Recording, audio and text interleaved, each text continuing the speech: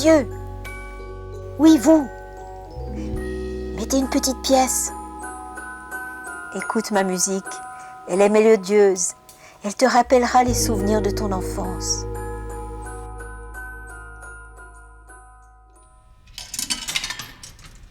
Tu sais, chaque fois que tu fais ça, je peux revivre dans tes songes.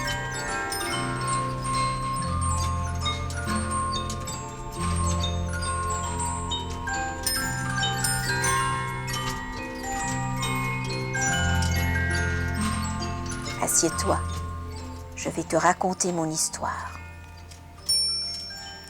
L'histoire de la musique mécanique trouve ses sources en Flandre.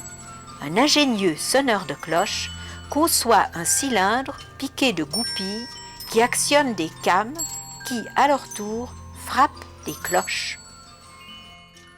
Antoine Favre, horloger genevois, remplace les cloches par des lames métalliques préalablement accordées qui reproduisent des sons variés et plus précis.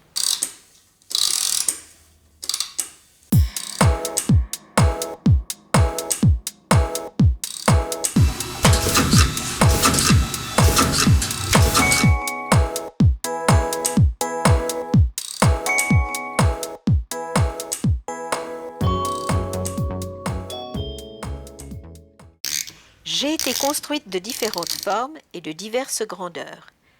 C'est en 1865 que je suis partie de Genève pour les montagnes du Jura, une nature à la fois étrange et mystérieuse. Le village résonne au doux nom de Sainte-Croix. Charles Reuge, originaire du Val de Travers, s'installe dans cette magnifique région. Il fabrique des montres de poche et des mouvements à musique. Dès 1886, Albert, fils de Charles, ouvre un comptoir de boîte à musique dans ce même village. L'industrie de la boîte à musique va rapidement supplanter l'industrie de l'horlogerie et de la dentelle et confère une notoriété internationale à la cité.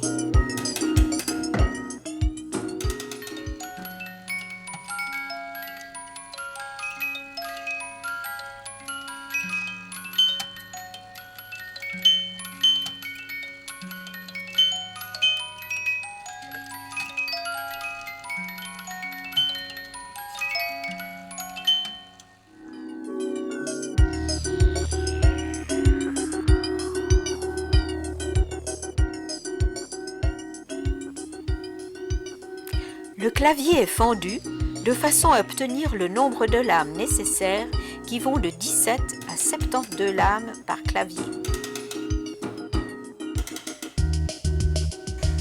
Pour que le timbre de ma voix soit harmonieux, mon clavier doit passer par l'épreuve du feu. Alors après un certain temps, le clavier a atteint la bonne température, donc on va le faire basculer dans de l'huile froide pour provoquer la trempe du clavier.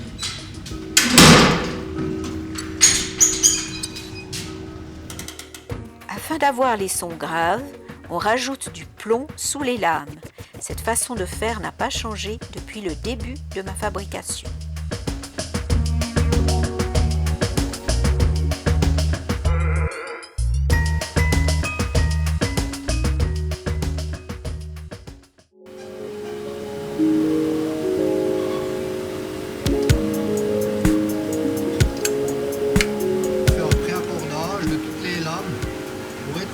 Possible de l'accordage final.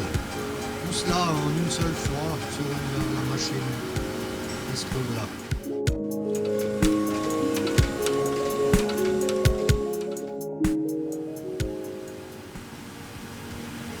Et si la note n'est pas juste trop haute ou trop basse, on corrige un peu la hauteur de la machine pour que cette tonalité reste le plus juste possible.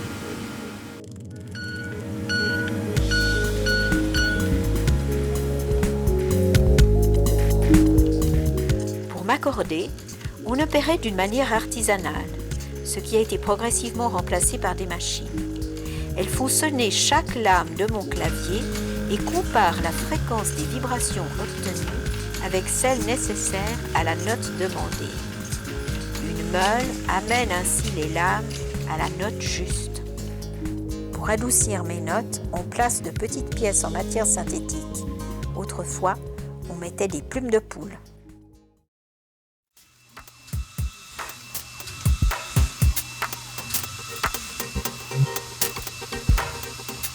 On perce mon rouleau cylindrique.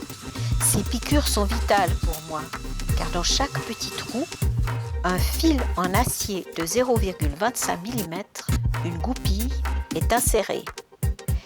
Ainsi, lorsque le rouleau tourne, vous pouvez m'entendre.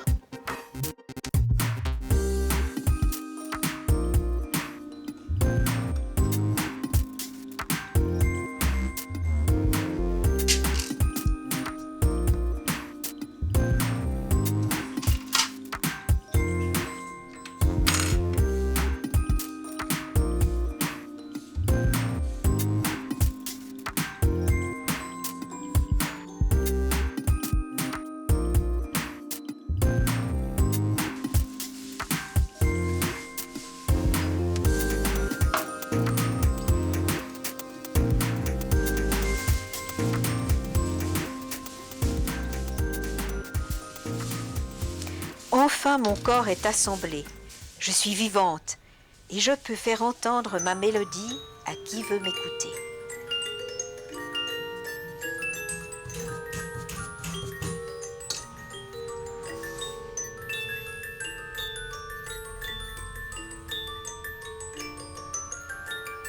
Ma douce musique est parfois accompagnée de chants d'oiseaux. Les frères Jacques et Drault, horlogers de la Chaux-de-Fonds, inventent une mécanique qui sera perfectionnée en 1848 par Blaise Bontemps dans son atelier parisien. Donc je vais vous expliquer les mécanismes des oiseaux chanteurs mécaniques.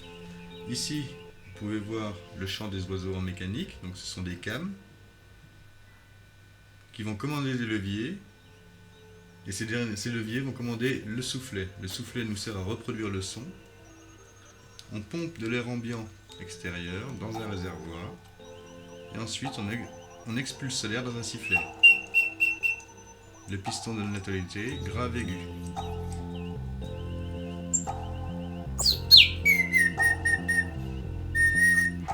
Ensuite, on va passer à l'oiseau, l'automate en lui-même. Là, vous avez le système de rotation de la tête.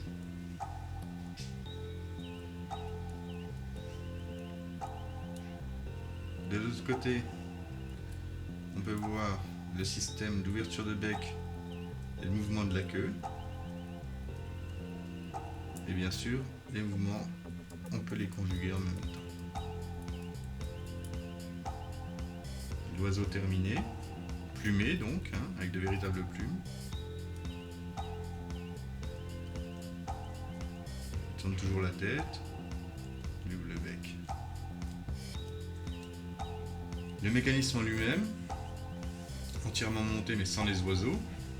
Donc on reconnaît notre soufflet, le barillet avec son ressort, donc le moteur de l'oiseau chanteur, le jeu de came tout en bas qui commande le levier de piston et le levier de sifflet. Le volant de régulation qui sert à brasser l'air pour avoir une vitesse constante de déroulement.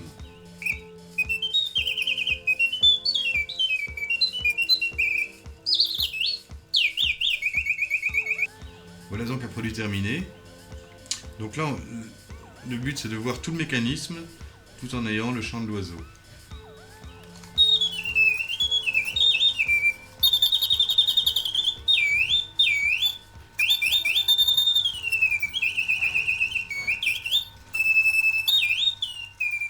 Maintenant, je vais vous faire écouter des sons originaux de chants d'oiseaux. Donc ce sont des vieux mouvements reuges, remis en état, et qu'on va reprendre certainement dans les années futures pour faire des cages bien spécifiques. Donc dans un premier temps, nous avons le canari.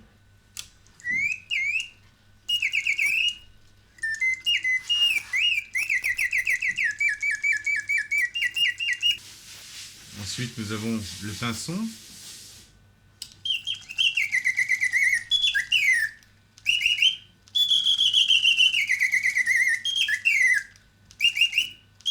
Nous avons aussi la fauvette.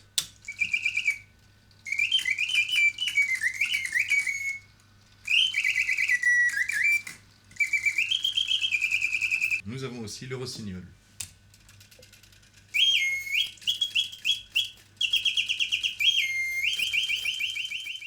Dans un autre domaine, maintenant, nous avons aussi les montres musicales automates. Vous pouvez voir une pièce ici, dans ce qu'on appelle nous la fontaine. Donc le principe, c'est bien évidemment de donner l'heure. Ce qu'on lui demande en premier à une montre, c'est de donner l'heure. Ensuite, vous avez une boîte à musique dedans et des automates. Donc là, je reviens ici. Je vous montre le petit mouvement à musique qui est inclus dans la montre. Donc c'est le plus petit mouvement musique mécanique au monde, à 17 lames. Ce mouvement entraîne les automates, car avec un mouvement horloger, on n'aurait pas assez de force pour entraîner les automates. Donc là, je vais vous montrer une montre décomposée qui nous sert à montrer aux gens la fonction. Comment fait-on bouger les automates? Donc là, je vais la mettre en marche. Vous verrez différents leviers se mettre en mouvement. En haut, en plein centre, on peut voir le mouvement horloger. Et en dessous, les différents leviers qui commandent les automates. Voici le produit fini. Là, vous aviez pu voir tout à l'heure des leviers bouger, une roue tournée. Les leviers commandent les automates, la roue représente l'eau qui coule de la fontaine.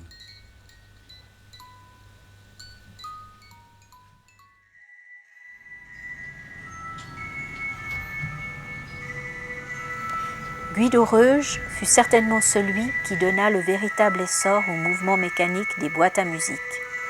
Mais il était un créateur de génie. Son esprit était partagé entre notre monde et la magie des personnages auxquels il associait ses créations.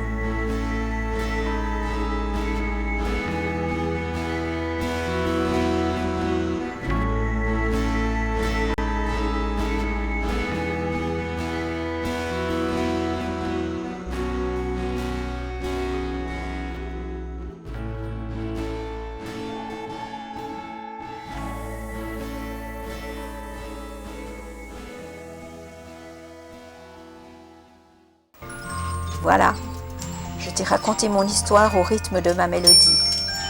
Va et rêve au temps jadis, au temps des boîtes à musique.